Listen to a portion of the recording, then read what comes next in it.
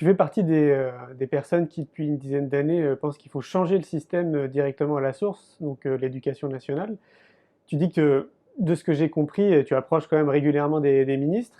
Les nouveaux, tu les as rencontrés? Ouais. Ouais. C'est quoi ton regard autour de tout ça, autour de l'éducation nationale? Quel regard tu poses là-dessus? Alors, moi, ça dépend des jours déjà. Et c'est une énorme machine. Voilà, je veux dire, je ne connais pas de structure d'1 million de personnes en France.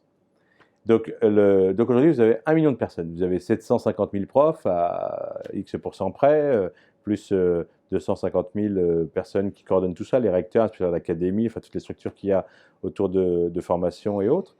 Et vous avez 12 millions d'élèves en face. Vous avez 59 000 établissements. En gros, vous pourriez imaginer dans le monde privé une entreprise avec 1 million de personnes, 59 000 agences et pas de patron. Et donc, dans une structure où vous n'avez pas de patron hiérarchique, c'est-à-dire que vous êtes bien conscient que chaque école a un directeur, un principal, un proviseur, peu importe. Et ces personnes-là ne recrutent pas leur équipe. Donc, ils managent leur équipe.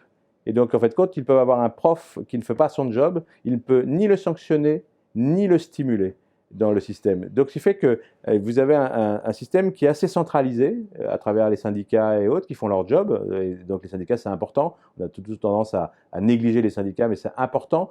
Mais à un moment donné, quand le système s'enferme avec des gens qui sont ni stimulés, ni accompagnés, sur lesquels je n'ai pas de logique de management, pas assez formés, pas assez payés, bref, tout ça, ça fait une énorme machine qui amène quand même plus de 700 000 personnes jusqu'au bac, quoi qu'on dise. On parle des 20% qui ont le plus de difficultés, mais on ne parle pas des 80% pour qui ça n'était pas. Donc à un moment donné, il faut reconnaître et arrêter de taper tous les jours sur les profs, etc. C'est désagréable d'entendre dans la presse, dans les médias tous les jours, alors que ces gens donnent tout ce qu'ils ont, de la passion et autres. Et donc à un moment donné, il faut arrêter. Donc ceux qui sont très critiques, je leur conseille d'aller faire un stage et d'être prof pendant 1 mois. Et donc en gros, dans Vie ma vie. Et je pense qu'ils vont ensuite revoir leur copie sur le métier et le rôle de ces enseignants qui donnent beaucoup d'énergie, beaucoup de passion dans le système. Une fois qu'on a dit ça, il faut accepter aussi qu'il y ait des dysfonctionnements.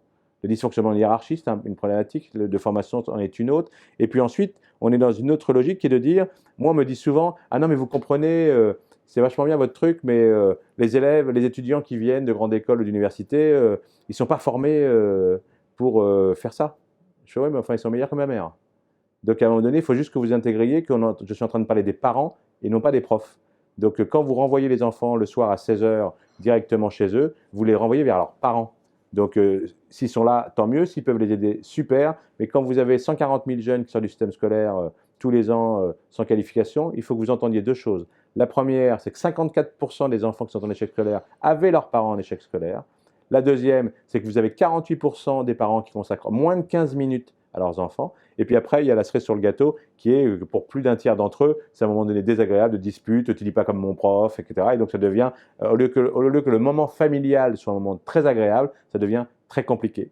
Et donc devant cette machine énorme, beaucoup de gens en disant on va monter des écoles alternatives, etc., qui me semblent être utiles parce que ça permet d'avoir des expérimentations, voir des choses un peu plus larges pour montrer d'autres choses et donc de parler sur les choses concrètes.